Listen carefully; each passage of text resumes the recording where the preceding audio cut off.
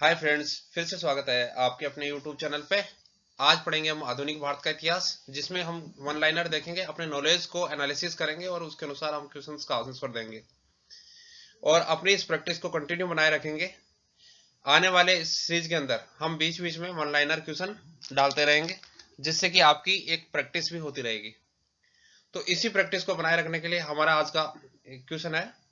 पहला क्वेश्चन है, किसके काल में बोर्ड ऑफ रेवेन्यू की स्थापना हुई थी? किसके काल में बोर्ड ऑफ रेवेन्यू की स्थापना हुई थी? हेस्टिंग के काल में। किस अंग्रेज को प्रशासनिक सेवा का जनक कहा जाता है? किसको कहा जाता है? कॉर्नवालिस को। कॉर्नवालिस को प्रशासनिक सेवा का एक जनक कहा जाता है।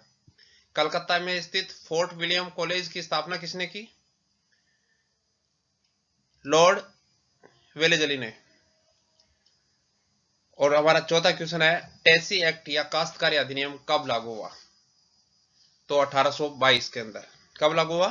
1822 के अंदर। बैरकपुर में सैन्य विद्रोह कब आरंभ हुआ?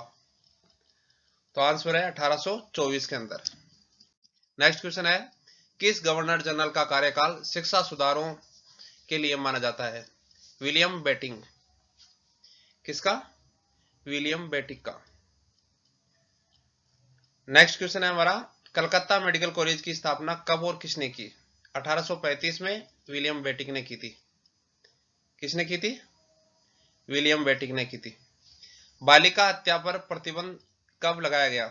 1830 में। कब लगाया गया? 1830 के अंदर। किस भारतीय प्रेस को मुक्तिदाता कहा जाता है? लॉर्ड चार्ल्स मेडकोफ को।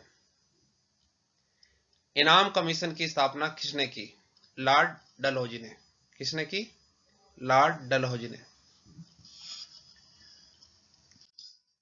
नेक्स्ट क्वेश्चन है हमारा, किस कर व्यवस्था के अंतर्गत किसानों से उपज का 50% वसूला जाता है? कौन सा करता है ऐसा जिससे किसानों को 50% वसूला जाता था? रेतवाड़ी व्यवस्था। कौन सा था? रेतवाड़ी व्यवस्था। नरबली प्रथा का अंत किस गवर्नर के काल में हुआ? नरबली प्रथा का अंत किस गवर्नर के काल में हुआ था? लॉर्ड डलहौजी के काल में।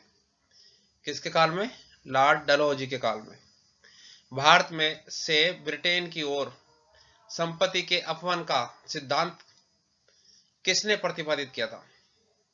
संपत्ति के अपहरण का दादा भाई नौरोजी ने। किसने किया था? दादा भाई नौरोजी ने। भारत में टेलीग्राफ लाइन किसके द्वारा शुरू की गई थी? कलकत्ता व आगरा, लॉर्ड डलहौजी के द्वारा। भारत में अंग्रेजों की लूट किस महत्वपूर्ण घटना के बाद शुरू हुई? किसके बाद शुरू हुई? प्लासी के युद्ध के बाद। किसके बाद शुरू हुई? प्लासी के युद्ध के बाद। नेक्स्ट क्वेश्चन है हमारा, भारत में प्रथम रेलवे लाइन किसने बिछाई थी? जॉर्ज क्लार्क ने। भारत में ब्रिटिश भू राजस्व प्रणाली का अधिक लाभ किसे प्राप्त हुआ? कौन सी प्रणाली? भू राजस्व प्रणाली, जमींदारों को। किसके द्वारा बंगाल व बिहार में स्थायी बंदोबस्त का शुभारंभ किया गया? तो किसके द्वारा किया गया? लॉर्ड कॉर्नवालिस के द्वारा। रेतवाड़ी व्यवस्था कब लागू की गई थी? 1820 के अंदर। पहली बार औपचारिक रूप से महालवाड़ी प्रथा कब लागू की गई थी? तो 1822 के अंदर। कब लागू की गई थी?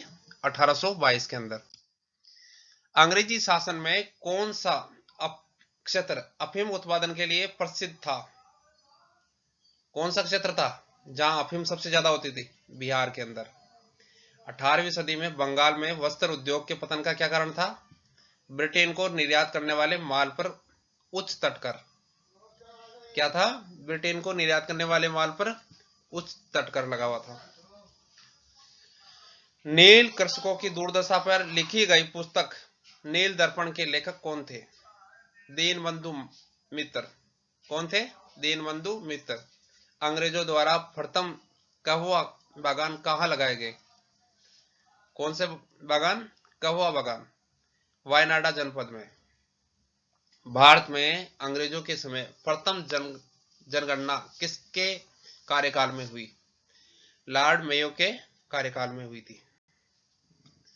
नेक्स्ट है हमारा, सर टॉमस मुनरो किस भू राजस्व बंदोबस्त से संबंधित है? किस भू राजस्व से संबंधित है? रेतवाड़ी बंदोबस्त से। स्थायी बंदोबस्त के तहत जमींदार को पूरे राजस्व का कितना प्रतिशत राज्य को देना तय हुआ था? 89%। भारत में भारतीयों द्वारा 1881 ईस्वी में स्थापित तथा उनके प्रबंध में चलने वाली सीमित देयता का प्रथम बैंक कौन सा था? Awadh commercial bank. कौन सा था? Awadh commercial bank. अंग्रेजों द्वारा पहली बार स्थायी बंदोबस्त कहां लागू किया गया था? मद्रास प्रेसिडेंसी व बंबई प्रेसिडेंसी में।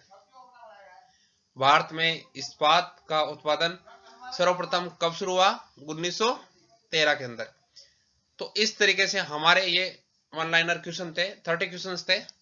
इसी प्रैक्टिस को हम कंटिन्यू बनाए रखेंगे। थैंक यू दोस्तों वीडियो को देखने के लिए।